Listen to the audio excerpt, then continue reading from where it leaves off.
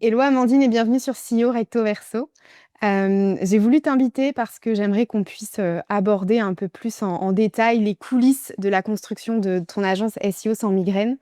Avant qu'on démarre, est-ce que tu pourrais, te présenter pour celles et ceux qui ne te connaissent pas? Avec plaisir. Bah, ça fait à peu près 10 ans, que je fais du référencement, naturel et référencement payant. C'était pas un métier dans lequel je pensais, finir. À la base, moi, j'avais commencé à faire des sites internet dans ma chambre, parce que je me faisais chier et à un moment donné, je me suis dit: «Mais comment je fais pour que mon site, il soit visible?» Bah, de fil en aiguille, je suis tombée sur, le fameux mot, SEO, référencement naturel et cetera et en fait, c'est quelque chose par lequel, vraiment, bah, ça m'a passionnée pour la première fois de ma vie. J'avais trouvé un truc qui me qui me passionnait. Et je l'ai continué beaucoup là-dedans, je me suis formée. Au début, j'ai commencé en fait à faire pas mal, bah, mes alternances, dans ce métier-là, puis, un 1er CDI. Puis en parallèle de mon CDI, j'ai fait du freelance et en fait, j'ai commencé à en parler, petit à petit sur LinkedIn de comment moi je voyais le référencement. Comment, bah, ce que moi j'apprenais dans ma chambre, alors que j'avais pas de diplôme et que j'avais pas forcément une notoriété de fou et en fait, ça a énormément plu.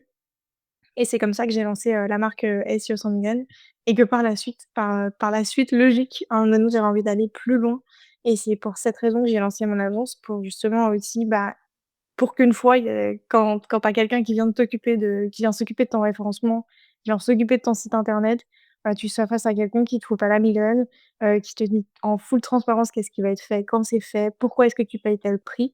En tout cas, c'est mon pourquoi et c'est pourquoi je le fais tous les jours. C'est pour que quand mes clients, en tout cas, ils se sentent accompagnés, bah, en tout cas par les loutres, ils se sentent, bien et ils se sentent, accompagnés vraiment, tu vois? Avec quelqu'un, hein, comme une petite loutre sur l'épaule, tu vois? Vraiment, c'est le pourquoi, en tout cas. Hyper clair et puis, ben, je peux en témoigner puisqu'on a travaillé, avec, un client en commun et donc je peux affirmer qu'effectivement les petites loutres sont très pédagogues et qu'on ressort pas des visios avec de la migraine donc ça c'est clair. Mission Hem, réussie. oui exactement et justement le SEO sans migraine, c'est un nom, il y a pas de je pense pas qu'il y ait un hasard, c'est comme tu l'as dit, c'est ton pourquoi et comment c'est venu ce nom-là? Alors au début, en fait, je publiais beaucoup donc sur LinkedIn. Me demande pas pourquoi j'ai commencé sur LinkedIn, j'en ai aucune idée, c'était juste le réseau qui me faisait moins peur par rapport à tous les autres. Et en fait, les gens commentaient mes posts en me disant: «Waouh, c'est fou, j'ai l'impression que j'ai pris un Doliprane». J'ai lu tes posts, c'est la première fois que je comprends le SEO, je comprends enfin ce que c'est et il y a quelqu'un qui a commencé aussi à me dire: «Ah, tu m'as enlevé la migraine» et en fait, petit à petit, tous les gens étaient en mode: «Ah, le Doliprane du SEO, anti-migraine» et cetera et je me suis dit: «Bah, quoi de mieux que de tout simplement écouter, mon audience?» et donc je me suis dit: «Bah, allons-y à fond dans ce délire, SEO sans migraine» et à la base, j'ai vraiment fait ça un peu, bah, bon, mes propres enfin, sans trop me prendre au sérieux, tu vois? Je me suis dit: «Allez, le SEO sans migraine» et ça a explosé et donc je me suis dit: «Bon, bah, je crois que je tiens quelque chose là». Ouais et puis je pense que c'est venu déjà c'est pas venu de toi, c'est venu de ton audience. Donc déjà, c'est encore plus puissant et au-delà de ça, tu as vraiment, joué le jeu avec, le tu avais une œuvre qui s'appelait Dolly Plume, non? Quelque chose comme ça? Ouais, c'est ça. Ouais, voilà, ça, le petit Doliprane, la loutre et puis la loutre est venue, elle est venue Par la avant ou suite. après, le SEO sans migraine? En fait, elle est venue un peu en même temps, c'est-à-dire que, Ouais. je commentais beaucoup l'emoji Doliprane, au début, tu vois? C'était comme ça que les gens me reconnaissaient et en fait, je sais pas pourquoi. Encore une fois, je m'écoute beaucoup, le feeling, tu vois, vraiment. On était sur une période où, à ce moment-là, sur LinkedIn et beaucoup de gens qui publiaient. Ça commençait un peu à se faire connaître et se dire: «OK, il y a pas besoin que de mettre son CV ici, en fait, il y a d'autres choses qui se passent» et mais il y a une petite vague de période où des posts, à mes yeux, étaient très, bullshit et très, égocentrés et tout le monde mettait des emojis très, très sérieux et très pro, tu vois? Et moi, pour troller, en fait, j'allais sous les posts, des gens que je trouvais un petit peu trop, pris au sérieux et je mettais des émojis loutres, tu vois? Genre, je mettais des gifs de loutres et cetera et en fait, je me suis dit: «Bah, ça a aucun sens» parce que des fois, il y a le Doliprane, des fois, il y a la loutre, les sauces en migraine, enfin, je réfléchissais pas du tout à construire une marque, juste moi, je m'éclatais. Vraiment, Ouais. c'est tout et en fait, après, je me suis dit: «Putain, c'est pas un super challenge marketing d'essayer de voir si j'arrive à, dans une même marque, mettre donc le SEO sans migraine, la loutre et le Doliprane?» Genre ça n'a les 3 éléments ensemble n'ont aucun sens. Est-ce que j'arrive à en faire quelque chose, tu vois? et je me suis dit: «Bah, vas-y, je vais faire de la loutre ma mascotte». Quand je voyais à quel point les gens, ils nous aimaient trop quand je mettais des gifs de loutre et cetera. Vraiment, c'est parti de rien. Et je me suis dit: «J'y vais à fond» et c'est la grosse c'est avec toutes mes économies que j'avais fait en freelance, j'avais pas touché un euro.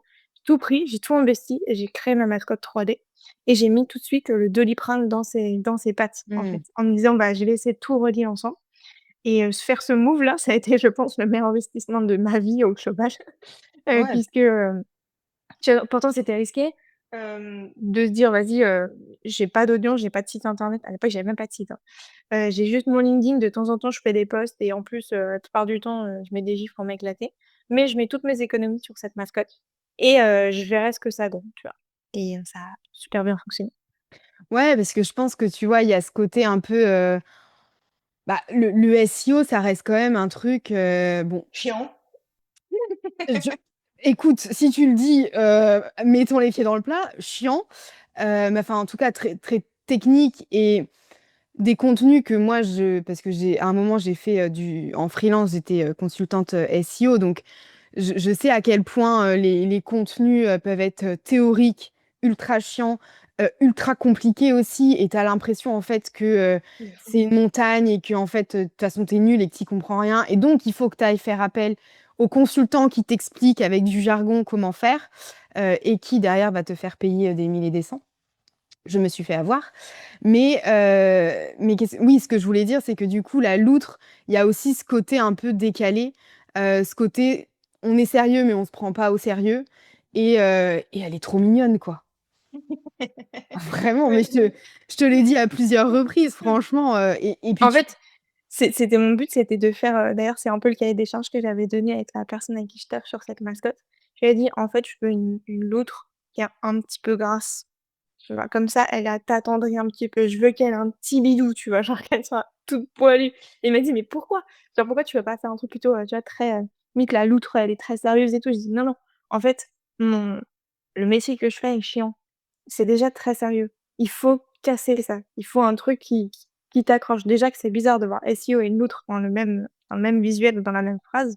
Il faut qu'elle m'aide à accrocher l'œil pour, faire comprendre aux gens que c'est pas si compliqué et que ça peut vraiment beaucoup leur apporter». mmh. Ouais, donc finalement, c'était du hasard, mais pas tant que ça. Bah, en tout cas, j'écoutais beaucoup mon intuition. J'étais en mode: «Non, Mmh. non, je sens que oui, je veux faire cette mascotte loutre et tout», parce que j'avais toujours voulu un je sais pas pourquoi. J'étais passionnée moi par les mascottes. Alors que tout le monde trouvait ça ringard au moment où j'ai fait la mienne. J'ai pris beaucoup de critiques là-dessus. Même, tu vois, de mes proches et tout, on m'a dit: «Mais pourquoi tu mets autant d'argent dans une mascotte? C'est hyper ringard, enfin, ça va rien t'apporter. En plus, tu fais juste du freelance. Concentre-toi sur ton CDI», tu vois? Un peu tout ça et je me suis dit: «Non, non, en fait, moi, je suis convaincue que les mascottes, elles peuvent dégager des émotions que déjà nous, peut-être, on n'arrive pas à dégager avec notre image, mais ça peut aussi juste être un super compagnon qui t'aide à faire des choses que toi, tu arrives pas à faire comprendre des choses que toi, tu arrives pas à faire comprendre». Et et je voulais qu'elle soit aussi à mon image, donc douce, gentille, tu vois? Et qu'en même temps, elle est sérieuse, elle a des petites lunettes maintenant pour prouver qu'elle est quand même experte, mais elle est accessible, tu vois? Avant tout, elle est accessible et je pense que c'est pour ça que les gens aiment beaucoup la loutre, c'est parce qu'elle est elle est simple, mais en même temps, elle te prend pas la tête et elle est sympa à regarder, tu vois? Enfin, tu vois, Ouais, c'est un oui, je peu vois. cette idée-là, tu vois? Oui et puis, en fait, bah, comme tu dis, tu t'es écouté même si les gens, te disaient: «Reste focus sur ton CDI et garde tes économies pour, aller, faire quelque chose de peut-être plus pertinent à leurs yeux». C'est ça. Et justement ce CDI, tu l'as quitté il y a maintenant un peu plus d'un an et demi, si j'ai pas de Ouais, bêtises? c'est ça, ça va faire Ouais, 1 an c'est et demi à ça. peu près. Hem, Ça a été quoi ton déclic? Oh, il y en a eu plusieurs. Déjà, la première chose, c'est que je suis quelqu'un de très loyal, donc j'étais la première salariée de cette boîte, donc je suis restée même si, à un moment donné, mon poste me plaisait plus. Mais c'était pas suffisant pour moi pour mentir parce que je suis trop loyale et Mmh. j'avais trop créé plein de choses, j'avais monté ma propre équipe et cetera. Donc j'avais beaucoup de mal à partir aussi par loyauté.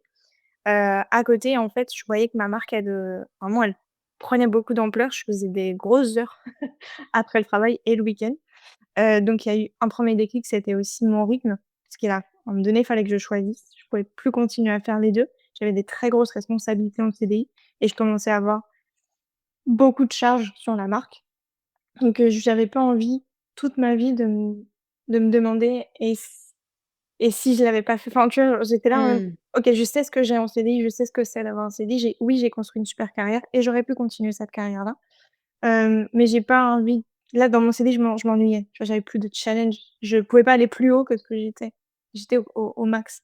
Je me suis dit: «Soit en gros je change, je retrouve un autre CDI et donc je me réinvestis dans une autre boîte, soit je fais un truc un peu what the fuck».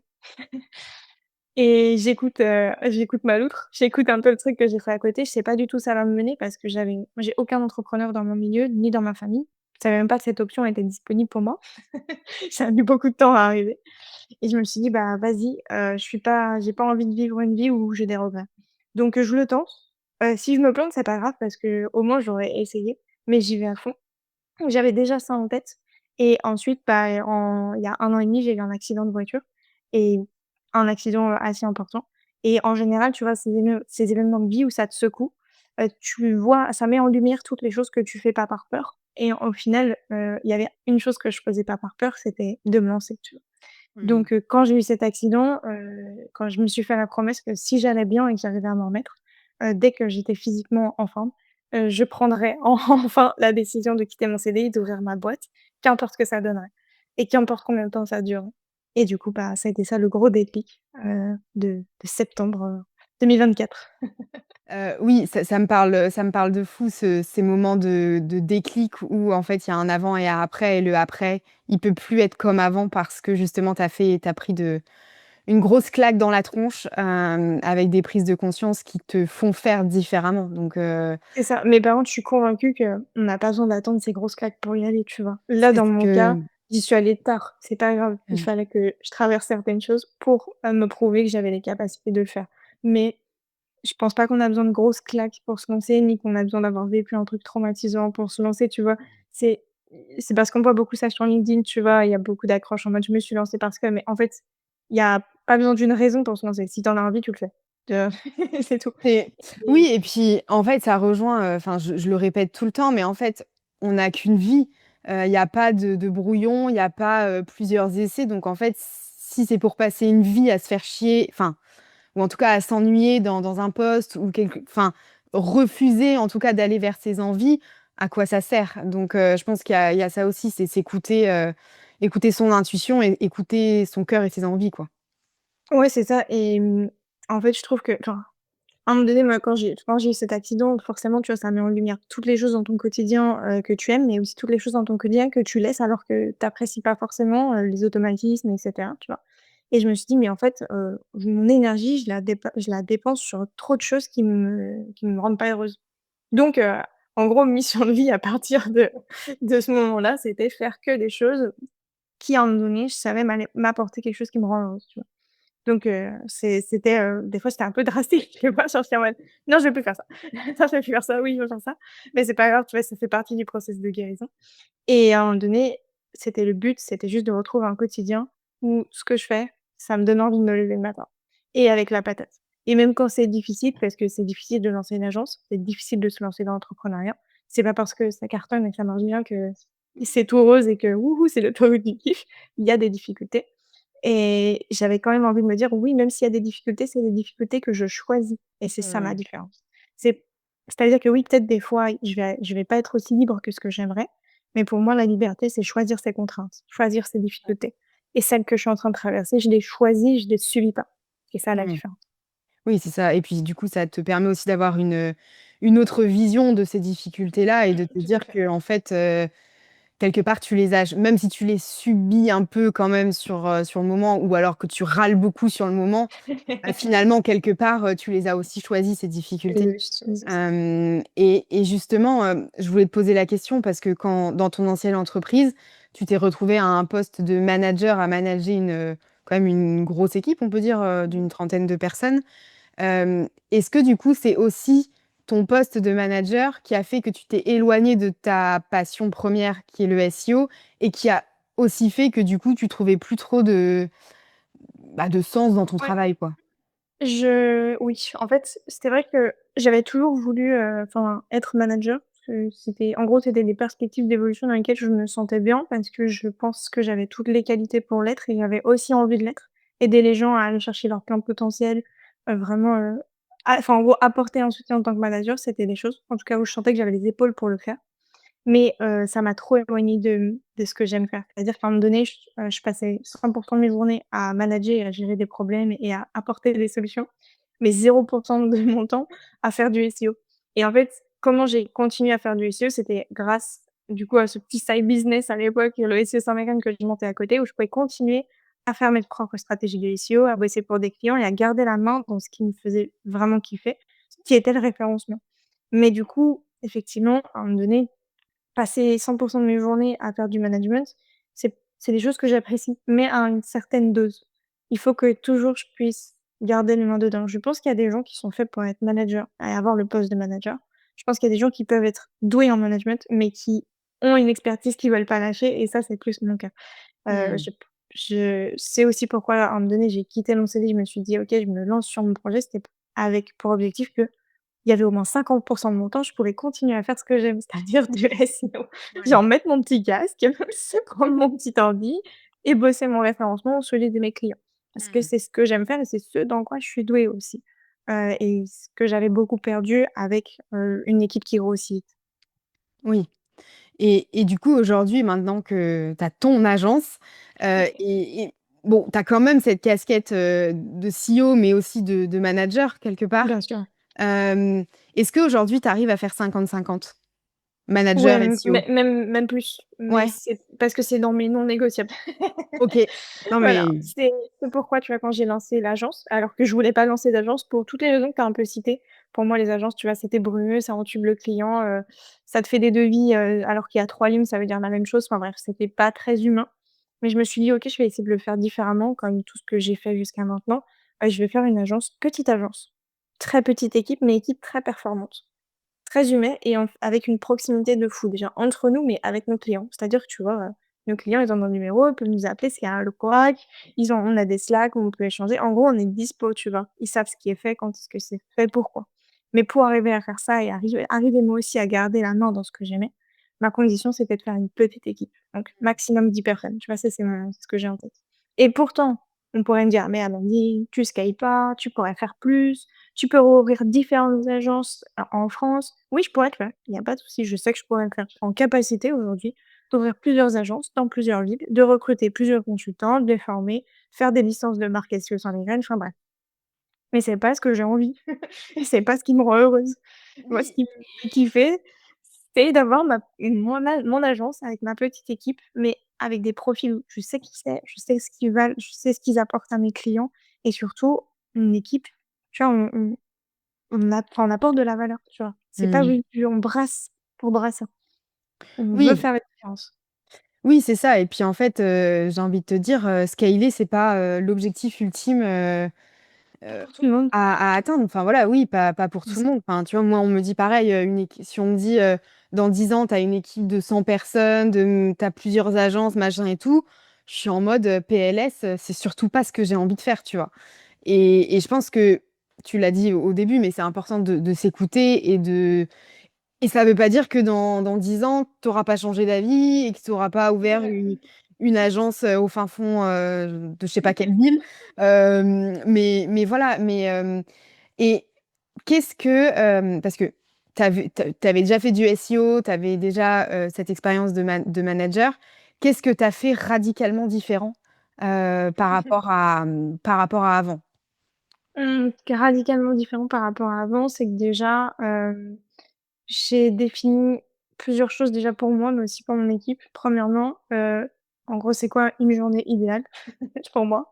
C'est quoi une journée idéale pour mon équipe? Et c'est quoi les choses qu'on veut absolument pas faire? Autant moi que mon équipe. Et je pense que quand tu gardes en tête ce que tu veux absolument pas faire, ce que tu veux absolument pas devenir et que c'est un peu ancré aussi dans ton quotidien, ça t'aide à prendre des décisions différentes.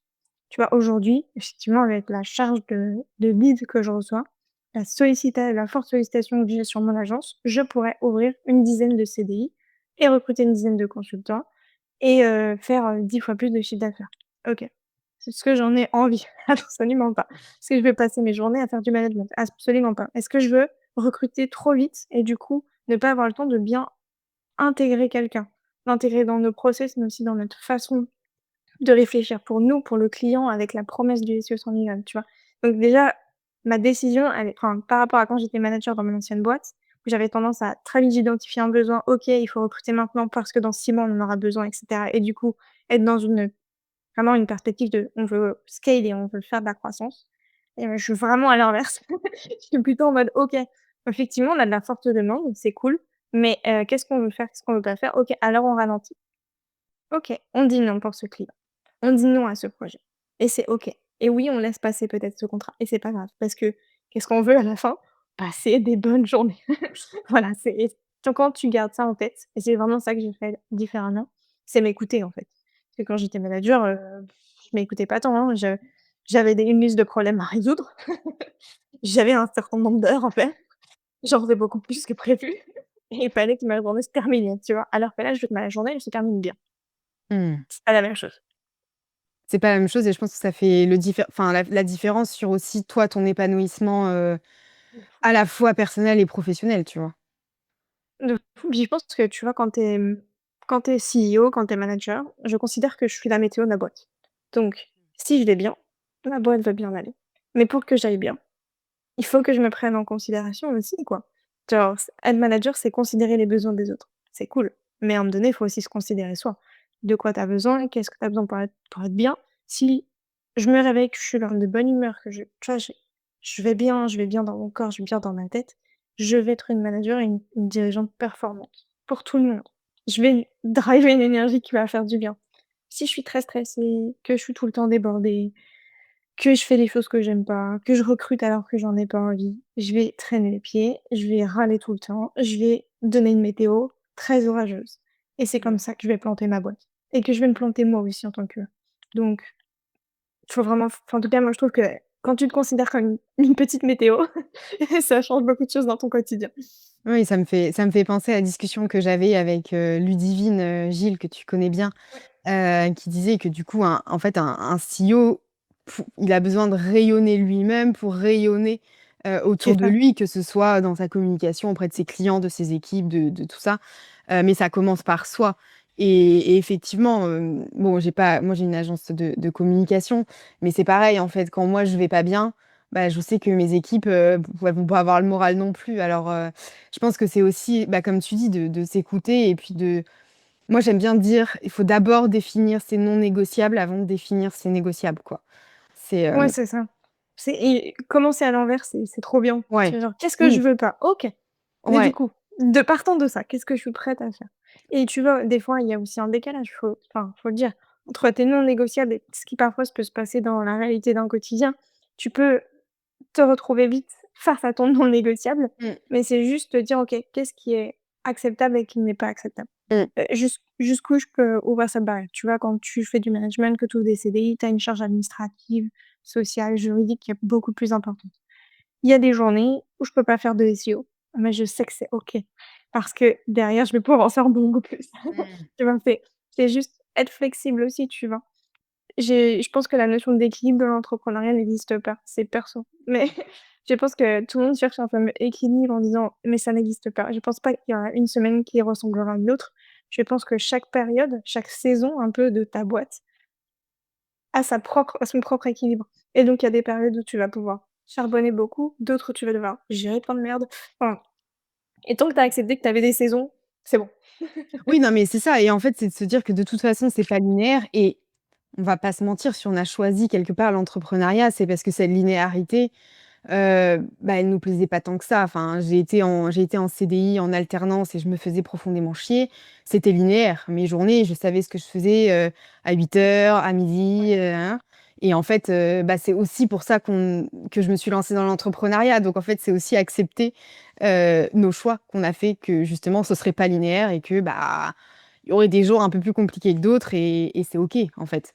Et moi, j'étais trop bien dans mon CDI, donc je serais jamais là à taper sur les enfin, sur le CDI, sur le salariat. Je trouve que c'est des périodes de vie qui sont trop bien et dans lesquelles je peux comprendre pourquoi on veut y rester tout le temps, tu vois? Quand tu as une bonne boîte et que tu te Mmh. sens bien, en tout cas, j'espère que les gens qui sont chez moi, ils ressentent ça parce que sinon, ce serait pas juste même que je tape sur le salariat alors que j'embauche, tu vois? Bon, bref. Oui et puis en fait je veux dire l'entrepreneuriat ça correspond pas à tout le monde et c'est pas les aspirations de tout le monde. Tu en as qui préfèrent être en CDI, en CDD, en intérim, Ouais, que c'est ça. sais-je et je veux dire, mais en fait, on heureusement qu'on n'a pas tous les mêmes aspirations. Mais tellement, faut que c'est j'ai l'impression que c'est comme la guerre, ah oui, il faut être propriétaire ou locataire, tu c'est pareil, faut être CDI ou freelance, faut être CDI ou entrepreneur, on s'en fout. Genre, on doit faire ce que tu as envie, ce que tu as besoin selon ton moment de vie aussi. Tu vois, il y a des moments de vie, moi j'étais très dans le salariat et des moments de vie, je sais qu'actuellement je pourrais pas du tout être dans le salariat. Mmh. Ça change beaucoup avec qui tu es, comment tu évolues, l'âge que tu as aussi, je pense, tu vois? Ce que tu traverses, enfin et il y a pas de choix, ultime de bonnes ou de mauvaises décisions. Ce que je trouve juste dingue, c'est que dans le salariat, dans l'entrepreneuriat plutôt, tu as des opportunités qui sont enfin, ça peut partir très vite. Ça enfin, ton plafond de verre, il est beaucoup plus dur à atteindre que Mmh. dans le salariat. Tu vois, genre, tu m'aurais dit il y a, 1 an et demi: «Oui, tu vas ouvrir ton agence, tu vas recruter déjà 10 personnes et en plus de ça, tu vas écrire un livre». Oui, oui et tu vas participer, à plein de conférences et à des salons dans lesquels, toi tu assistais parce que tu admirais les personnes qui speakaient à ce moment-là. Je t'aurais dit: «Oui, Bien sûr. c'est bien sûr».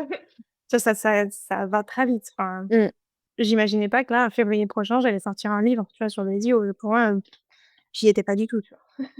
Et oui, mais oui, parce que tu as commencé à en parler, enfin, ça fait un moment déjà que tu as annoncé Ouais. que tu allais écrire ce livre. Comment ça se passe? C'est un long chemin, le livre.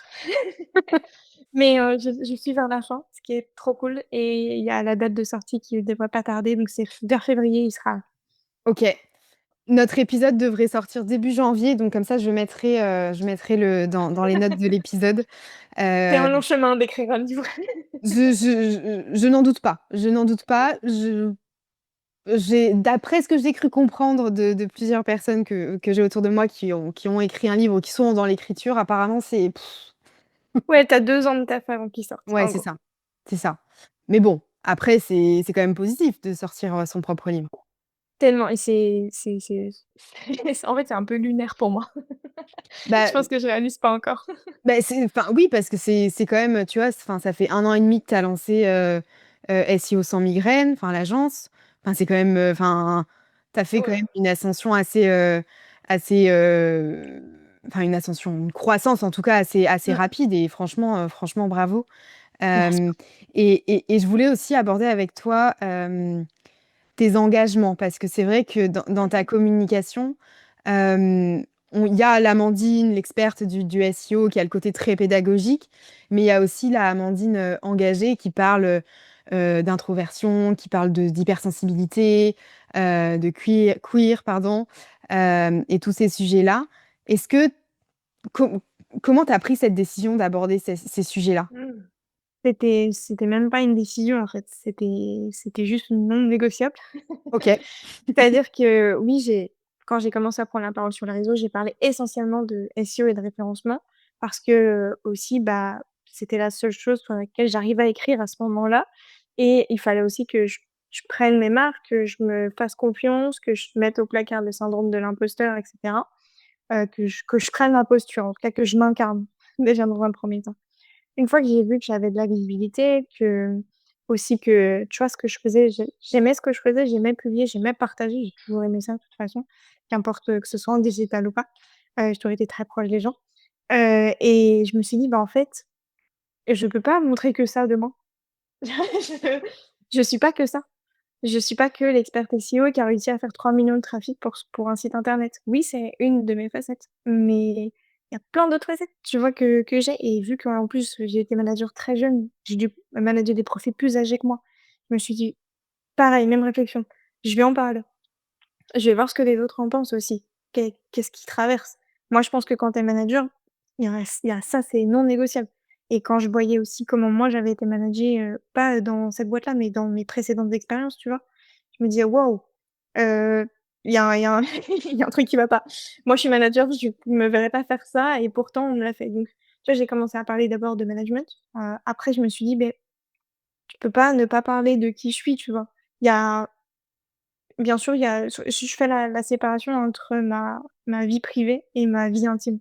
Il y a des choses Mmh. de ma vie privée que j'étais prête à partager. Mon hypersensibilité, ma neuroatypie, le fait que je suis queer, même si ça arrivait beaucoup plus tard. En fait, c'était trop important pour moi de montrer que j'étais pas que quelqu'un, qui tabassait des sites internet et qui propulsait la visibilité de certains sites et que j'étais pas en fait, ça pouvait faire laisser penser de moi que j'étais un profil, très performant mais très shark. Ce que je ne suis Mmh. pas du tout. Du coup, il fallait que j'amène: «Attendez, attendez, oui, oui, je gère dans mon métier, je sais ce que je fais, je suis douée dans ce que je fais, mais je suis à côté, je suis introvertie et je suis hypersensible et je suis quelqu'un qui suis remplie d'émotions et je suis très proche des gens» et du coup, limite, tu as l'impression que ça va pas ensemble parce que c'est ce qu'on te laisse croire aussi sur les réseaux. Si tu es hyper performant dans un milieu, c'est que tu tabasses, tu écrases les autres, tu es froid et tout. L'opposé de qui je suis, tu vois? Et je voulais juste un truc en tout cas, c'était que si quelqu'un me croisait en dehors des réseaux, donc dans la vraie vie, je voulais qu'il ressente pas de décalage, en fait. Mmh. C'est-à-dire que l'Amandine que je vis au quotidien et l'Amandine que je vois, j'ai pas l'impression de prendre un shot de: «Ah OK, en fait, tu es comme ça», tu vois? Je voulais qu'en gros, on ressente qui j'étais et pour ressentir qui j'étais, il fallait quand même que je partage des facettes de moi.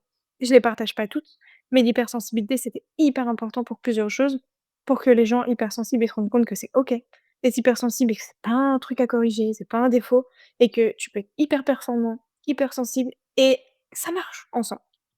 Pareil pour le management. Tu peux être hyper performant, hyper visible et tu as pas besoin d'être un connard de manager, tu vois?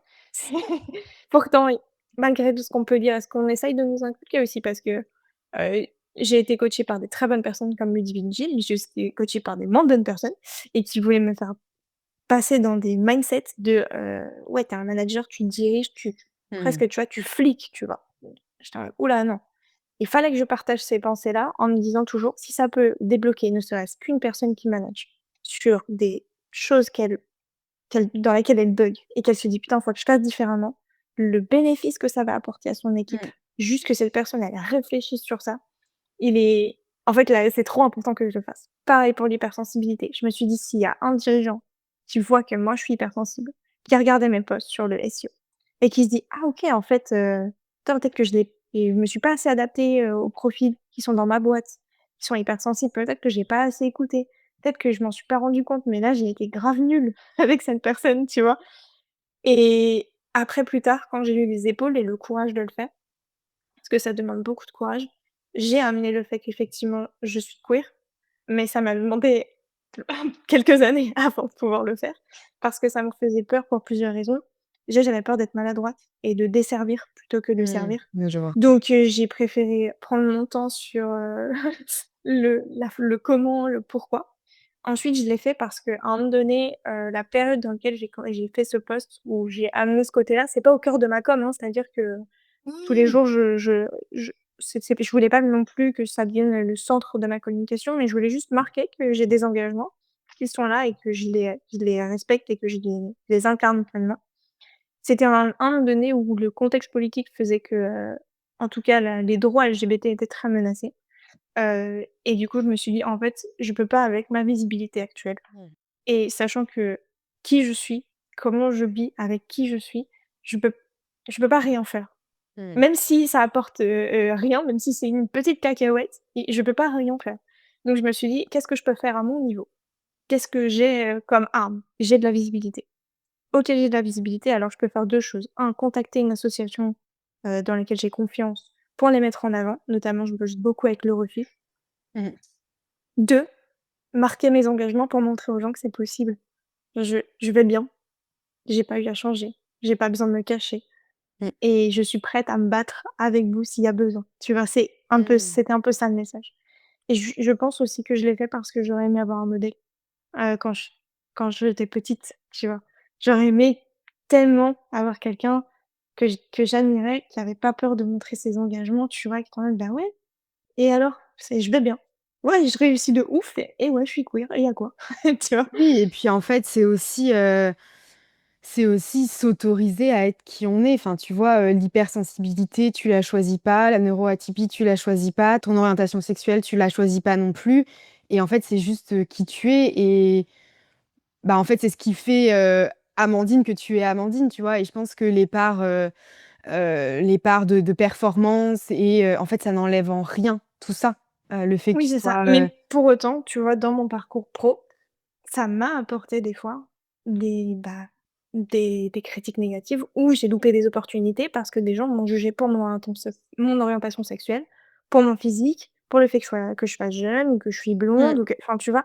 Ça m'a bien sûr Oui, que j'ai loupé des trucs à cause de ça et ça m'a rendue fou. Alors quand mais j'ai eu la possibilité de pouvoir changer un petit peu la donne et faire comprendre aussi, tu vois? C'est con, mais que dans ma boîte, tu peux être qui tu veux, tu es safe et ouais, il y a pas de souci. Genre on est ouais. safe de safe. C'est Oui. mettre des green flags aussi, tu vois? Ouvrir des portes, Mmh. faire comprendre que c'est OK et je l'ai aussi fait pour une dernière raison, c'est parce que j'estime que je bosse la visibilité des marques. Donc j'estime que j'ai une légère responsabilité aussi, puisque j'ai la capacité de faire monter en notoriété, en visibilité un projet. Ça veut j'ai pas envie d'attirer n'importe quel projet. Demain, les clients qui viennent à moi ou qui veulent travailler avec moi, je veux que ce soit des gens qui soient pleinement en accord avec mes valeurs et mes engagements. Je ne pourrais pas demain bosser le référencement d'un site 100% homophobe. Ça ne fonctionnerait pas. Je n'aurais aucune cohérence et puis enfin ça ne fonctionnerait pas. Mais du coup, marquer ce choix-là, je te rassure, avant de publier ce post, j'ai flippé, hein. J'ai flippé Bah, puis je j'ai demandé c'est à mon si c'était OK. oui, c'est ce que j'allais te dire. C'était le post avec, la photo de ta copine, avec des photos et où tu expliquais, c'est ça? C'est il y a ça et il y a aussi sur LinkedIn, tu vois, j'avais à Montpellier, il y a une rue où toutes les marches Oui, sont en arc-en-ciel oui, oui, avec, et l'arc-en-ciel, ouais. c'est vraiment une rue à Montpellier qui est très connue aussi pour, bah, son histoire autour de tout ce qui est queer. Et quand j'ai fait ce post-là, tu vois, aussi, c'était pour marquer les discriminations que tu peux subir dans le monde du travail quand tu es queer. Parce qu'en gros, moi, j'ai un avantage, c'est que ça ne se voit pas. Je mets des gros guillemets parce que c'est ce qu'on m'a dit et c'est le genre de choses qu'on mais c'est la réalité. Il y a certaines personnes, ça on va dire: «Ah mais oui, ça se voit» et du coup, ces personnes-là vont subir plus de discrimination. Donc Ah c'est oui, aussi des je sujets je vois ce que tu veux voilà. dire. Ça se voit sur le physique que Sur s le physique, voilà OK, et cetera. oui, Alors que, OK. voilà, c'est sur tous les clichés, en gros, que tu peux imaginer. Mmh. Donc je me suis dit: «Mmh mh, je peux pas ne pas en parler» et donc avant de faire ce post-là, j'en ai parlé à mon équipe parce que j'ai voulu aussi avoir leur accord, Mmh. en disant: «Bon, bah, voilà, je vais faire ç je vais me positionner sur tel engagement, je vais faire tel post». Il peut y avoir des conséquences. On peut perdre des clients, on peut perdre de la visibilité, on peut se prendre un bad buzz. C'est possible et ils m'ont dit: «Mais en fait, on s'en fout si on se prend tout ça et si on perd des clients. Parce que si on perd des clients et parce qu'ils sont pas OK avec ça, c'est qu'on devait déjà de base pas travailler avec eux». Mmh. Donc j'étais en mode: «OK». Donc déjà, j'ai toute mon équipe qui est OK, qui est alignée, qui est derrière moi, je peux appuyer sur publier et la réalité, c'est que ça a fait que même si j'ai beaucoup flippé et que j'ai eu peur d'être maladroite, ça nous a apporté beaucoup. Moi, ça m'a apporté beaucoup aussi. Ça a apporté aussi beaucoup à l'association avec qui je travaille et en fait, maintenant les gens qui viennent chez nous, ils viennent en général, ils me disent: «Non mais on sait que vous êtes bon en SEO, on s'en fout. En fait, on vient pour qui vous êtes. On vient parce que vous avez le courage d'assumer qui vous êtes. On aime ce que vous dégagez, on aime l'équipe que vous êtes. On a été sur votre site, on a vu on a une petite page de nos partenaires et on a un petit encart genre on soutient et on a mis un peu toutes les associations avec qui on fait des dons régulièrement ou avec qui on travaille. Je dis: «Mais nous, c'est ça qui nous a fait venir chez vous. C'est pas, votre page accompagnement SEO. C'est Ah, tout ce que vous c'est utilisez à une côté, quoi». partie, mais ouais. Oui, Oui, oui, mais c'est en gros, c'est oui, en gros, on est bon en SEO et on a plus besoin de le prouver, mais ce qui fait notre différence, c'est le fait qu'on n'a pas peur de s'engager aussi. oui et puis je pense que tu vois, il y a aussi c'est ce qu'on se disait, au début, mais le côté, sans migraine, le côté, on va pas mettre, 3 lignes sur un devis qui veulent dire Mmh. exactement la même chose et en final, on te triple le prix du devis et puis, tu comprends rien de toute façon donc, tu as signé.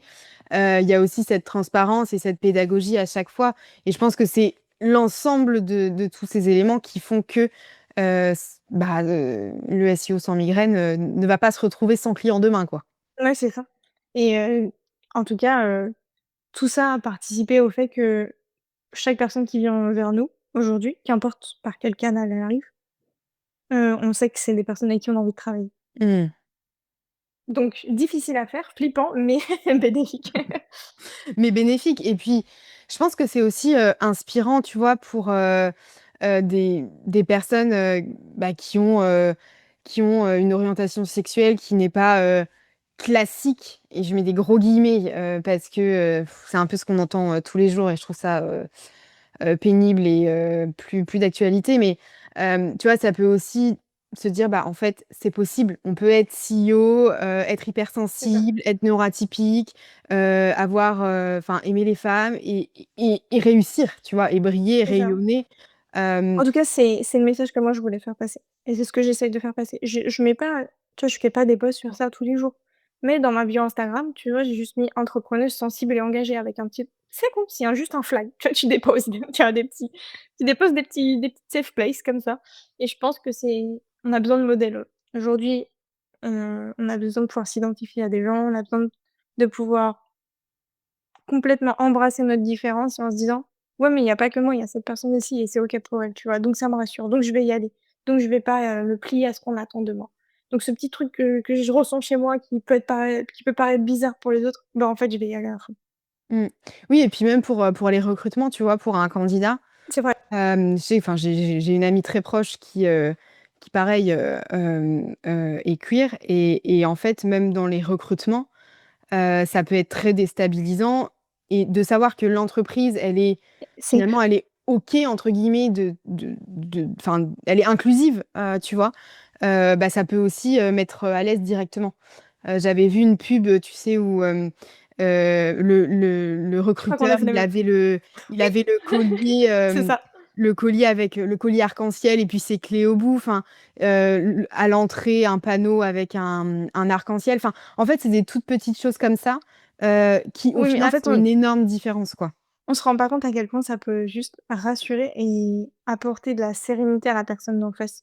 Parce que pour beaucoup, oui, c'est bon, c'est fini, il y a plus de discrimination, c'est bon maintenant, on est en 2025. Non, pas du tout. Non, il y a des discriminations qui sont importantes et l'homophobie est très présente encore. Mmh. Qu'importe l'année dans laquelle on est, et c'est encore très présent. Donc oui, on a besoin de ces petits signes. C'est pour ça aussi que tu vois, moi j'incite, beaucoup, tu vois, mes clients, quand j'optimise leur fiche My Business, tu as une petite option où tu peux mettre en LGBT+. gros, LGBT+ friendly, enfin tu Mmh. peux faire plein de choses. Nous, ce qu'on a fait pareil, tu vois, nos badges de clés, c'est le drapeau LGBT, tu nos stickers qu'on envoie à nos clients, on va te faire l'outre, le fond derrière c'est un arc-en-ciel. Tu vois, c'est juste des petits clins d'œil pour montrer que c'est rassurant. Moi, je me rappelle que dans mon tout premier taf, pendant 2 ans et demi, j'ai jamais parlé de ma vie privée parce que je me sentais pas en sécurité. Mmh. Je savais que si j'en parlais, je pouvais subir des discriminations, des mises au placard, que je me sens en tout cas, je me sentais pas en sécurité pour le faire. Donc je me suis juste dit: «Bah, je veux juste que chaque personne qui bossera dans ma boîte, qu'importe la différence», je mets un gros guillemets sur différence, je veux juste que la personne se sente à l'aise et safe. Et Mmh. du coup, je vais déposer plein de petits de petits badges de «C'est safe, c'est safe, c'est safe, c'est safe» Mmh. et que tout le monde se sente bien. C'était ça surtout mon gros enfin mon ce pourquoi je l'ai fait, mon intention aussi derrière et je pense que c'est tellement important. Aujourd'hui, je me verrais pas, postuler dans une boîte sans savoir si c'est safe. Ouais. Ah oui, oui, bah, oui, oui et puis les discriminations, même le harcèlement, hein, parce que c'est pas juste, des messes basses qui sont dit, derrière toi. Ça peut aller très, très loin ce genre d'attaque et justement, est-ce que, parce que qui dit visibilité, dit aussi, bah, parfois, harcèlement, bad buzz, et cetera. Est-ce que toi, enfin, je vais pas te demander parce que je sais que tu en subis régulièrement, mais, est-ce que toi, ça t'a un jour posé la question de te dire: «En fait, j'arrête»? Oui, ça m'est arrivé dans mes débuts. Quand j'ai commencé à publier que en toute innocence là et que je savais pas trop ce que j'étais en train de construire et j'étais pas consciente de l'impact qu'il y avait non plus, et que j'ai pris une très grosse vague de haters, qui étaient des gens dans mon métier, et qui trouvaient que, bah, en gros, c'était simple, hein, je donnais des conseils gratuits, donc ça plaisait pas. J'expliquais simplement ce qu'était le SEO, donc ça servait pas leur business parce qu'eux, la fondation même de leur business, c'était qu'eux, ils maîtrisent la compétence et que leurs clients, il y a une grosse brume entre eux et leurs clients et qu'ils sont un peu vus comme: «Mais non, mais moi, je vais vous expliquer comment faire» et du coup, ça leur permettait de saler les devis, plus, tu vois? En gros, l'ignorance de mon client, c'est comment je m'enrichis. Moi, je suis arrivée avec le SEO sans les graines aux antipodes de ça. je vous explique tout, je vous donne toutes mes méthodes, je vous explique comment j'ai fait et comment moi toute seule dans ma chambre, j'ai pu générer, 20 000 visiteurs sur mon premier site internet, tu vois? Ah bah, la confrontation directe, hein, genre, je pense que Tu as mis les pieds dans le plat, vraiment là, tu me tapais dans la fourmilière. Mais après, pour aussi, apporter de la douceur, c'est que j'étais pas du tout consciente que j'allais me taper Mmh. dans cette fourmilière. Je connaissais pas les rouages de mon métier. J'étais pas toute jeune et j'avais réussi à faire un truc assez incroyable et je voulais juste en parler. Donc oui, j'ai subi une grosse vague de harcèlement, parce qu'aussi j'étais une femme. Et il y avait très peu de femmes dans mon milieu. Il y en a de plus en plus maintenant et ça me fait trop plaisir de les voir publier et de les voir prendre leur place. Mais c'est vrai que dans le milieu du référencement, c'était considéré comme très technique donc très vite, en gros, on me disait: «Ouais, ouais, toi la zouze, reste à la rédac», tu vois? «Continue d'écrire tes petits articles et viens pas nous emmerder sur la technique et sur les backlinks», tu vois? Enfin, oui, sauf que moi, j'étais entassée partout et je voulais tout comprendre. Donc quand je veux tout comprendre, je vais tout fouiller. Je me suis tapé des nuits. J'ai lu vraiment Des toutes migraines. les guidelines de Google en anglais, de son algorithme. C'était horrible à lire, mais je voulais comprendre. Ouais et là tu t'es chopé de bonnes migraines, quoi. Mmh. Ouais. Ouais, ouais, là, pour le coup, c'est moi qui me les ai prises. Mais c'est bien, tu les prends pour Heu, les autres. mais du coup, oui, j'ai subi une belle vague de harcèlement, quand j'ai commencé à prendre de la visibilité. Aussi quand j'ai été dans un événement SEO, donc de mon milieu, physique. J'avais été dans un event en me disant: «Oh trop cool, il y a des gens qui vont parler de référencement, du coup je vais me faire plein de copains». Le niveau de lâcheté, donc voilà. En mode, mais trop bien parce que dans ma boîte, du coup, j'étais la seule à faire du SEO à un moment donné, du coup, je pouvais parler de ça à une personne. Du coup, je suis là: «Mais venez, on parle de référencement». Donc là, je me dis: «Il y a plein de gens qui aiment la même chose que moi». Et pendant cet événement, en fait, j'avais vu des comportements envers les femmes qui m'ont énormément dérangée, heu, avec lesquels je ne pouvais cautionner, donc j'en ai parlé après. J'étais en mode: «Ouh là là, moi je suis allée à cet event, voilà comment on m'a traitée, voilà les gestes qu'il y a eu envers moi, voici ce que j'ai vu. Est-ce que c'est commun dans ce genre de d'event ou est-ce que j'étais dans un event lunaire?» Un peu c'était ça mon post, tu vois? Et là j'ai reçu, entre 200 et 300 messages de femmes me disant: «Mais Amandine, merci d'en parler» et en fait, il y a eu une vague de libération sur tout ce sujet, parce qu'il y avait beaucoup d'événements un peu marketing SEO qui étaient organisés par, des hommes. C'était pas le problème. Le problème, c'était que c'est des hommes qui étaient pas très bien intentionnés. C'est plutôt ça. Mmh. Et et du coup, bref, ce qui est cool, c'est que ça a généré une vague de un peu de MeToo version SEO. Ce qui est cool, c'est que maintenant dans tous les events, il y a une équipe sécurité, il y a déjà depuis que j'en ai parlé, depuis que j'ai déclenché cette vague et je suis très contente de l'avoir fait, même si j'ai pris beaucoup de coups, Ouais. quand j'en ai parlé. Aujourd'hui, tu vas dans un event, au bar, tu dis il y a le nom d'une boisson si jamais tu te sens pas en sécurité, il y a une équipe de sécurité féminine, enfin, tu vois, il y a plein de petites Mmh. choses qui ont été mises en place pour que ça change, ce qui est cool. Mais effectivement, à ce moment-là, j'ai failli arrêter. Parce que je comprenais pas comment, on pouvait autant m'envoyer de haine alors que tout ce que je faisais, c'était publier des posts sur internet. Oui, C'était voilà. finalement. Voilà et bref, j'avais fait une pause de presque 6 mois où j'avais tout arrêté et un jour je me suis dit: «Mais en fait, enfin, il y a personne personne ne peut me dire que je dois arrêter». Enfin, je veux dire si ça les dérange, c'est que le problème ça vient d'eux. Genre, si le fait que je donne un conseil qui devrait pas être payant, enfin à mes yeux, hein, ça met en danger leur business, c'est que leur business il est vachement bancal quand même.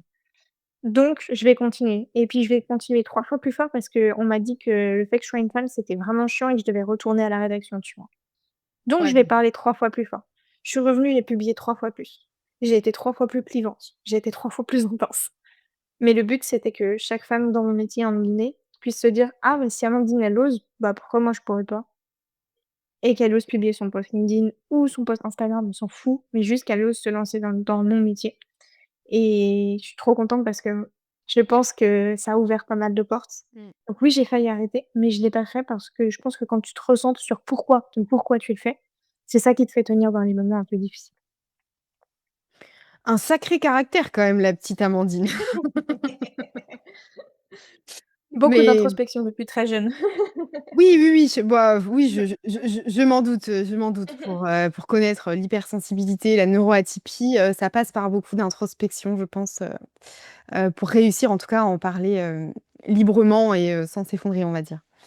En tant que CEO avec 1 heure et demie 1 Alors an écoute, Amélie 1 an et demi de recul, de ton agence. Est-ce ouais. qu'il y a des, il y a des choses que tu as dû déconstruire, pour justement diriger à ta manière, diriger librement, à ta façon? Est-ce que j'ai des choses que j'ai dû déconstruire? Je pense que j'ai dû déconstruire toutes les étiquettes qu'on a voulu me mettre sur la gueule. Mmh. Sous le fait que oui, j'ai une grosse visibilité, donc forcément je dois scale et je dois aller chercher des millions et des millions. Tu vois, ça a Ouais. été le plus gros truc que j'ai dû déconstruire parce qu'en fait, d'un coup, on attendait de moi que j'aille faire de l'hyper-performance parce que j'avais quitté mon CDI et que j'avais de la visibilité.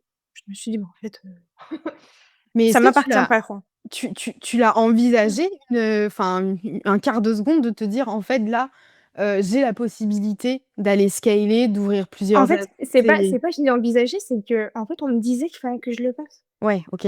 Tout le monde autour de moi était en mode: «Mais en fait, faut que tu fasses ça, faut que tu fasses ça. Là, attends, tu as telle visibilité, tu peux pas laisser passer ça, là, c'est l'occasion, tu peux scale, scale, scale, faut que tu fasses ça, faut que» enfin, tu vois? Et d'un coup, j'étais en mode: «Ouh là là, attends, je vais baisser le volume des autres, je vais augmenter mon volume à moi». Mmh. Heu et je vais me recentrer sur est-ce que ça m'appartient ou ça leur appartient à ce qu'eux feraient s'ils étaient à ma place?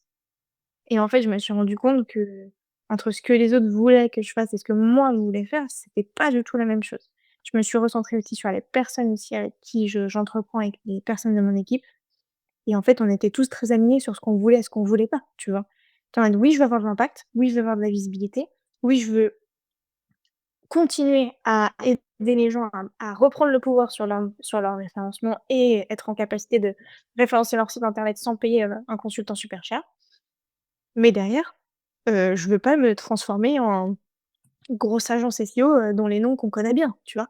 Je veux pas, avoir cette réputation de, d'un coup, tu sais pas qui bosse sur ton dossier, tu sais pas ce qu'il fait. Enfin non, ça c'est pas pour moi et j'ai pas envie d'être cette entrepreneuse qui, je dis pas que c'est pas intéressant de scale, c'est j'adore les gens qui le font, j'aime beaucoup suivre leur parcours, je trouve ça très inspirant et il y a des personnes qui font des boîtes, je suis en mode: «Waouh, c'est cool!» genre bravo, tu vois, de ouf! Mais c'est pas comment moi je voulais le faire, en tout cas. Et je voulais plus, j'ai des petits objectifs, tu vois? J'étais en mode: «OK, qu'est-ce qui m'a saoulée quand moi j'ai appris mon métier?» Bah, je pouvais pas trouver une formation qui était concrète, avec laquelle j'allais pas regretter de l'acheter, tu vois? OK, bah, je vais essayer de créer cette formation. D'abord pour moi et après pour ceux qui en ont besoin, mais d'abord pour répondre à ma propre frustration qui était que quand moi j'ai voulu passer une formation SEO, c'était la catastrophe. OK, ensuite, qu'est-ce qui m'a saoulée? Bah, le jour où, quand j'étais salariée, j'ai fait appel à une agence SEO pour avoir un petit peu d'aide. Oh là là, c'était l'horreur. OK, bah, ça, je veux pas le reproduire. OK, donc je crée une agence avec des profils super humains, l'humain avant tout, ensuite la performance et derrière, on essaie de créer un truc qui change, tu vois? Mmh. OK, quel est le dernier truc qui m'a saoulée? Ah bah, tous les outils de SEO que j'utilise, ils sont une prise de tête pas possible pour les prendre en main. OK, bah, je vais essayer de voir si je peux faire mon propre outil de SEO. Je suis pas dev, je suis pas une serial, grosse hacker. Je m'en fous, j'essaye et tu vois, en gros, c'est juste ça. Je me lance des petits challenges, je m'écoute beaucoup. Hem, Mon seul objectif, c'est d'être heureuse et de passer des bonnes journées avec mes codes parce que pour chaque personne, être heureuse et passer une bonne journée, c'est pas les mêmes ingrédients. Oui, oui, non, mais bien Mais sûr. mais On voilà, est ça c'est mon on est d'accord et oui, d'ailleurs, tu parles que tu trouvais pas d'outils, faciles, en tout cas, à utiliser. C'est vrai que moi, j'utilise, bah, Rédiger sans migraine, depuis qu'il est sorti, je crois, et justement, le développement de cet outil-là, est-ce que c'est compliqué de développer un outil? Enfin, tu vois, c'est vraiment une question, totalement naïve. OK. OK. développer un outil, c'est très, très en fait, c'est outre le fait de développer un outil, donc tu as la phase de développement, donc tu as tout le fonctionnement de l'algorithme. Ça déjà, c'est c'est compliqué, mais ensuite tu as toute la partie, OK, ça fonctionne, parce que ton outil fonctionne, parce qu'à la base, on l'a fait pour nous en interne. Donc Ouais. on sait qu'il apporte des résultats. Quand, je rédige une page ou un article avec ma méthode et avec cet outil, il se positionne bien. OK, maintenant, comment on le rend accessible aux gens? OK, donc il faut faire une interface. OK, mais comment on fait en sorte que cette interface, elle soit pas pleine de migraines? Comment on fait en sorte que l'outil soit simple d'utilisation? Comment on fait en sorte que quand quelqu'un clique ici, il sait où il doit cliquer après? Mmh. Tu vois, c'est très compliqué de créer un outil, un SaaS au global, c'est compliqué. Mmh. un outil de SEO, tu as une double double migraine parce que le Ouais. SEO, c'est chiant. Tu as plein de parfois, tu as des choses qui sont dans le SEO simples à faire, mais qui ont des noms très compliqués. Mais pour le retranscrire en la personne chez elle, devant son ordi, elle connaît rien en SEO, il faut qu'elle arrive à le faire. Je me prends mais des nuits à me casser le crâne, tu n'imagines pas. Mais je Mais pense ouais. qu'aujourd'hui, on a réussi à sortir un outil que n'importe Mmh. qui connaissent le SEO, qui ne connaissent pas le SEO, qui a un site internet qui veut mieux le positionner, sont en capacité d'utiliser et de Ouais. comprendre ce qu'il fait. Oui, non, Et ça, c'était c'est clair qu'il est très simple, enfin très facile à utiliser et qu'on voit que derrière il y a des heures et des heures de réflexion. Et du coup, au sein de ton agence, tu as une personne qui est full dédiée au développement de l'outil? ouais, c'est ça. En fait, Ouais, c'est dans ça, ouais. l'agence, on a un développeur SEO, ça s'appelle Mmh mh. Ryan. C'est mon meilleur ami dans la vie et c'est mon associé sur, Rédiger sans migraine. Et en fait, avant d'être associés, on a été amis et juste, bah, on a des compétences super, complémentaires. C'est-à-dire que lui, il adore développer. Il aimait pas le SEO de base, mais à force de De te m'entendre parler, fréquenter, il a aimé le SEO et moi, je sais pas développer, mais par contre, je sais rendre les choses simples. Donc Mmh. on s'est dit: Ouais. «Un jour, on fera quelque chose ensemble». On savait pas quoi. Mmh. On s'est juste dit: «Ouais, un jour, on fera un truc ensemble, on fera un outil tous les 2, mais on sait pas quoi». Donc pour l'instant, on est vraiment, sur ce projet, on est vraiment à 2. Donc on est que OK. 2 cerveaux là-dessus et c'est très challengeant pour le moment. Et du coup, Rédiger sans migraine, c'est un SaaS qui est à part de l'agence où vous êtes tous les 2 associés, c'est ça? Ouais, c'est ça. Ouais, OK. C'est un projet à part, OK. qui impacte pas l'agence, mais qui bénéficie à tous mes Oui, oui, clients, oui. agence ou pas. Mais effectivement, c'est un challenge que je me suis lancé, à côté OK. avec mon meilleur ami Rémi. Ouais, je me suis demandé si c'était justement un outil interne ou si tu avais créé une autre structure, Non, non, on a fait heu notre structure pour ça, parce que même tu pilotes pas une boîte, qui est sous un modèle de SaaS, tu la pilotes pas de la même façon qu'une boîte qui est sur un modèle agence. ouais, c'est C'est pas ça. du tout la même façon de la piloter en termes de dépenses, en termes Mmh. d'investissement et cetera, donc j'ai préféré séparer mes projets. Ouais, mais non, mais tu vois, enfin, parce que du coup, j'ai fait des études de finance, de contrôle de gestion. Ouais. Du coup, j'étais là en mode, enfin, il y a un peu les fils qui se sont touchés en mode: «Mais comment elle a réussi à construire, Ah, mais ce qui est cool, c'est que, tu vois, c'est des questions qu'on me pose rarement, parce Ouais. que c'est normal parce que mais je pense que tu as une cible beaucoup entrepreneur. Mais, je trouve ça super intéressant. Moi, j'ai été accompagnée très tôt par un expert comptable, Mmh. qui aime les montages compliqués et dans mon cas, il y a un montage compliqué puisque j'ai une marque Oui. et cette marque-là, elle est valorisée à un certain montant et en fait, il fallait que je construise d'autres structures pour pouvoir faire ce qu'on appelle des licences de marque, un peu Ouais. comme, tu vois, du McDo avec des filiales. Mmh. Pour que je puisse créer plusieurs projets, mais que tout le monde bénéficie de la puissance de ma marque.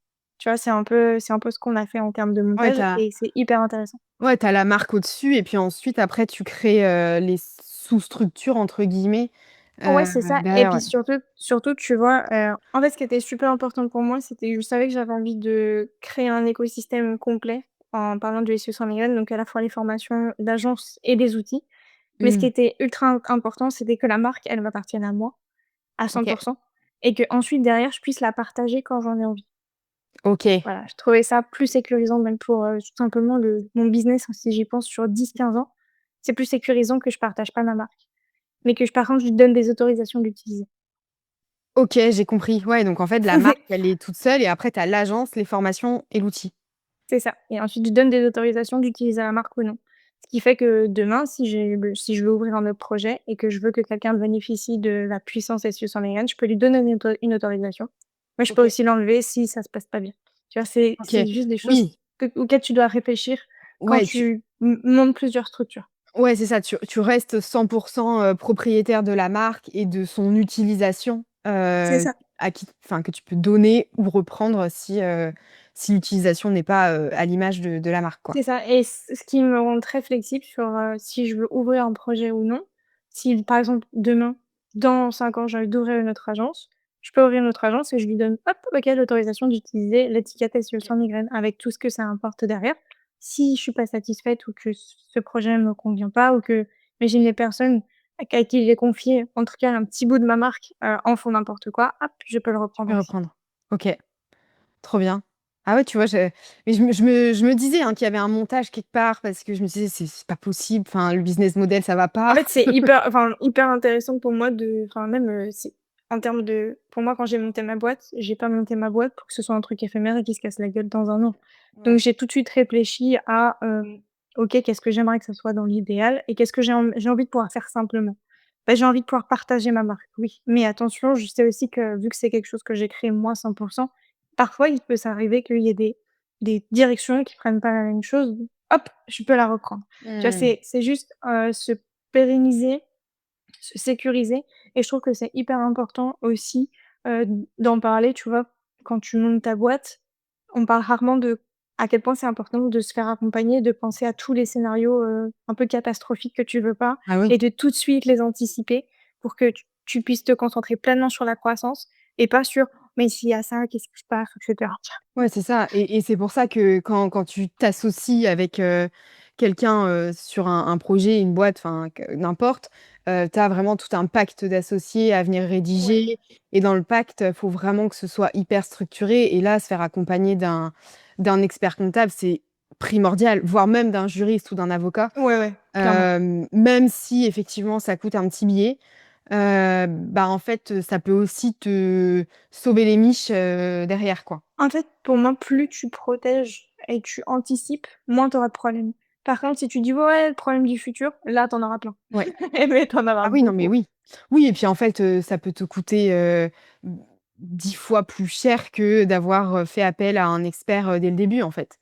Donc C'est ça et c'est pour ça que je trouve que la première année, en tout cas moi c'est comme ça que j'ai considéré et que j'ai anticipé ma première année, c'est j'ai passé 1 an à juste poser mes fondations. mmh, Donc j'ai posé mes structures, plus, bah, en termes de holding et de gestion de marque et cetera. J'ai posé ma structure en termes de communication, j'ai posé ma structure avec mon site, j'ai posé ma structure avec l'agence, j'ai posé ma structure avec l'outil. Tu vois, on a posé les bases et maintenant on arrive sur la 2e année où on peut commencer vu que tout est sain, tout a été réfléchi, on peut commencer mmh. à mettre un peu plus d'énergie pour la croissance ici, puis là et définir ce qu'on a envie de faire ou pas. Oui et puis, en fait, ces fondations-là, elles sont fondamentales parce que c'est ce qui va conditionner toute la suite. Donc C'est ça, donc peut-être, tu vois, pour certaines personnes, c'est «Ouais, mais la première année, tu tabasses pas assez, faut aller plus vite». Je dis: «Ah, chacun fait comme il veut». Moi, la première année, je structure, je pose, je rends ça sain et facile. Une fois que je me suis tapé tout le gros taf, parce que c'est chiant à faire, hein, qu'on te le dise, hein. oui, oui. C'est pas simple, c'est plein de démarches, c'est c'est plein de casse-têtes, mentaux aussi. Tu dois toujours anticiper le pire scénario si jamais il se passe ça et cetera, mais une fois que c'est fait, tu sais que tu peux accélérer et que tu as déjà anticipé tous tes problèmes. Ouais, c'est déjà ça. Oui, non, mais c'est ça. C'est complètement ça et je pense que s'entourer d'un expert comptable qui n'est pas juste, enfin, qui fait pas juste les déclarations et les bilans annuels, mais vraiment qui est dans le conseil. Ouais, C'est c'est clair. primordial parce que tu vois, moi, quand j'ai créé ma société, j'avais un expert comptable, mais j'avais pris, je m'étais dit: «Je vais prendre le moins cher, de toute façon ça va pas me servir à Mmh. grand chose» et en fait, j'ai changé en cours de route parce que j'avais vraiment besoin de conseils et de proximité, et tu vois, là, dans l'optique de créer une holding et cetera, en fait, je me dis: «Mais heureusement que j'ai changé», tu vois? Donc c'est hyper Mmh. important. C'est hyper important de prendre le temps en tout cas de Ouais. prendre le Ah temps oui, et oui. l'argent nécessaire pour, construire Oui. une base saine. Voilà, Oui, par contre, si tu prends un expert comptable qui fait aussi toute la partie conseil, c'est ben, plus cher. effectivement, tu vas payer plus cher. Mais Mais pour pour moi, moi, c'est l'argent que tu économises par c'est un ouais, mauvais voilà montage. Enfin, et exactement, non, mais exactement, c'est ce que j'allais dire donc on est carrément alignés là-dessus et pour terminer, Amandine, parce que je on pourrait discuter encore, pendant des heures, mais s'il y a une part de toi qu'on ne connaît pas encore, celle qui agit un peu dans l'ombre ou que tu caches, par moment, ça serait quoi? C'est une question intéressante. Ah, C'est une pas la question plus facile, hein. non, non, c'est pas la plus facile parce que c'est vrai que j'ai exposé, quand même pas mal de mes facettes. J'ai pas eu peur d'exposer ma vulnérabilité, non plus, parce que je trouve que c'était important pour se connecter, se rendre compte qu'il y a un petit humain, derrière. Ce qu'on connaît pas de moi, je pense, qu'on connaît pas encore assez ou que je montre peut-être pas beaucoup, c'est, l'ambition que j'ai, tu vois? Je la montre, mais pas trop parce que j'ai pas envie de véhiculer le mauvais message, tu vois? C'est con, mais très vite, quand tu peux parler d'ambition, ça peut aller aux antipodes de, la Je vois. sensibilité ou du fait de pas vouloir scale et cetera. Mais j'ai il y a une Amandine très ambitieuse et une Amandine qui a une rage de prendre un peu sa revanche sur pas mal de choses qui lui est arrivées dans la vie et je le fais avec des bonnes actions, tu vois? Genre plutôt en disant: «OK, bah, peut-être que dans ma vie, effectivement, il y a plein de fois, on m'a dit» enfin, c'était entre tu sais, les gens qui comprennent pas l'hypersensibilité, que ce soit dans ton parcours scolaire ou dans ton parcours pro, on te dit que tu as un problème, que, ouais, de toute façon, tu vaux rien, que ça sert à Oui, rien que tu essayes, de bref, voilà. faut que tu t'endurcisses un peu, arrête Voilà, de moi, on me disait, de toute façon, pleurer, c'est simple, que dans la vie, j'arriverai à rien. Donc voilà. Mmh. Donc je me suis dit: «J'arriverai à rien, OK, pas de problème. Je vais te démontrer lentement, solidement, mais sûrement qu'en fait, j'en ai énormément sous le pied et que je suis qu'au début». Mais j'y vais Oui. par étapes et je pense que c'est une bonne facette que je vais montrer de plus en plus chaque année, que je pense que j'ai commencé à montrer par, le fait de piloter plusieurs types de projets en même temps. Tu vois? Agence, formation, outils, ça pourrait être 3 boîtes, qui toutes seules Mmh. fonctionnent et qui demandent un full time, tu vois? De Ouais. base et je veux juste montrer enfin, en tout cas, c'est un truc que je vais essayer de montrer un petit peu plus, dans les années à venir. C'est que grâce à ma sensibilité et aussi à cette neuroatypie et à tout ce tout ce que mon parcours a fait de moi, j'en ai beaucoup sous le pied et l'ambition, elle peut aussi être, tu vois, lente mais très solide et monter petit à petit. Mmh. Oui et puis être pérenne dans le temps, tu vois? Je C'est pense ça. que Moi, je suis pas pour l'ambition, faire un sprint, hein, c'est ouais, clair. non, mais je pense que c'est aussi bien et ça me fait penser à la discussion que j'avais eue avec, Sandy, Jacoby, qui a monté, My Marketing Experience Ouais. avec sa sœur jumelle, Laurie et pareil, qui en fait, elle, ça a été une croissance qui était, lente et au final 15 ans après, bah, justement, elles fêtent leurs 15 ans et tu vois, je pense Ouais. qu'il vaut mieux une croissance, à ton rythme, en fait, finalement, tout simplement, C'est ça. qu'une croissance fulgurante et en fait, tu vas arriver au sommet, tu vas te dire, «En fait, j'en peux plus» et fioup, Bah, le risque de redescendre d'un coup. l'hypercroissance, c'est que tu montes, mais quand Ouais, ça ça redescend aussi redescend. vite que ça monte. Ouais, donc bah, écoute, en tout cas, moi, c'est tout ce que je te souhaite, une croissance, lente à ton image et surtout que tu kiffes tes journées. Merci. Merci beaucoup Amandine, pour tes mots en toute transparence et juste avant qu'on se quitte, où est-ce qu'on peut te retrouver? Est-ce qu'il y a des liens que je peux glisser dans les notes de l'épisode? Tout à fait, bah, sur LinkedIn, c'est là où je suis le plus. Très bien, eh bien je mettrai ça.